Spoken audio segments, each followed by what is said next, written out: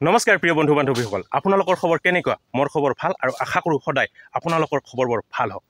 চ' guys, আজি আহি মানে জংঘলে পালোঁ আৰু আমাৰ মাজৰ পৰা হেৰাই যাবলৈ ধৰা গছজোপাৰ ওচৰত আহিছোঁ আৰু সেই গছজোপাৰ ফল বৰ্তমান খোৱাৰ সময়, সেইবাবে মই খাবলৈ আহিছোঁ আৰু সোৱাদ ল'বলৈ আহিছোঁ। চ' গাইজ, মোৰ লগত আছে মোৰ ছোৱালীজনী আৰু ভাগিনীজনী। এয়া মোৰ ছোৱালীজনীও আহিছে আৰু ভাগিনীজনীও আহিছে এইজনী। আৰু বৰ্তমান সময়ত এই গছৰ ফল খাব লাগে আৰু এই গছৰ ফল প্ৰচুৰ পৰিমাণে চি ভিটামিন পোৱা যায়। গাইজ, কি গছৰ কথা ক'বলৈ গৈ আছোঁ আপোনালোকক ভিডিঅ' সহকাৰে মই দেখুৱাই আছোঁ। বলক আপোনালোকক দেখুৱাই আছোঁ মই। চ' গাইজ, আমাৰ মাজৰ পৰা হেৰাই যাবলৈ ধৰা গছজোপা আপোনালোকক দেখুৱাইছোঁ। এয়া দেখিছেনে? আপোনালোকে চিনি পাইছেনে?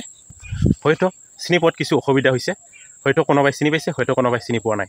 আৰু মই এতিয়া ফলটো খাম এই গছজোপাৰ। এয়া চাওক গাইজ, চিনি পাইছেনে? এয়া হয়তো চিনি পোৱাত অসুবিধা হৈছে। হয় গাইজ, আমাৰ মাজৰ পৰা হেৰাই যাবলৈ ধৰা গছজোপা হ'ল পুনিয়াল গছ। আৰু পুনিয়াল গছ ইতিমধ্যে য'তে ত'তে দেখা নাযায়, আগত য'তে ত'তে দেখা গৈছিল। আৰু পুনিয়াল গছৰ ফল অতিকৈ গুণ বিশিষ্ট ফল, মানে তাৰ গুণাগুণ বহুত। আৰু পুনিয়াল ফলক ইংৰাজীত পকটো প্লাম বা ইণ্ডিয়ান প্লাম বুলি কোৱা হয়। আৰু ইয়াৰ বৈজ্ঞানিক নাম হ'ল ফ্লেগ উৰিটা জানগ মাছ বুলি কোৱা হয়। মোৰ উচ্চাৰণ ঠিক নহয়, তো আপোনালোকে স্ক্ৰীনশ্বট দি দিছোঁ, আপোনালোকে চাই ল'ব। চ' গাইজ, পুনিয়াল ফল অতিকৈ গুণ বিশিষ্ট ফল। ইয়াত প্ৰচুৰ পৰিমাণৰ ভিটামিন পোৱা যায়, সেইবাবে মই খাবলৈ আহিছোঁ। বৰ্তমান পকি আছে আৰু ইয়াক য'তে ত'তে বৰ্তমান পোৱা নাযায় আৰু ইয়াৰ বৰ্তমান বজাৰত চাহিদা আছে। গুণ বিশিষ্ট ফল পুনিয়াল ফল, আৰু পাৰিলে আপোনালোকে খাব আৰু প্ৰচুৰ পৰিমাণে চি ভিটামিন পোৱা যায়। গতিকে গাইজ, গছজোপাত বহুত ফল লাগি আছে, একদম পকি আছে। সেইকাৰণে মই মোৰ ছোৱালী আৰু ভাগিনীজনীক পাৰি দিম আৰু তেওঁলোকক আজি মই খুৱাম, হেঁপা পলুৱাই খুৱাম।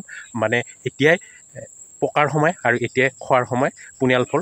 চ' গাইজ, এতিয়া মই কাঢ়ি লৈ যাম আৰু ধুনীয়াকৈ মোৰ ছোৱালী আৰু ভাগিনীজনীক খাবলৈ দিম।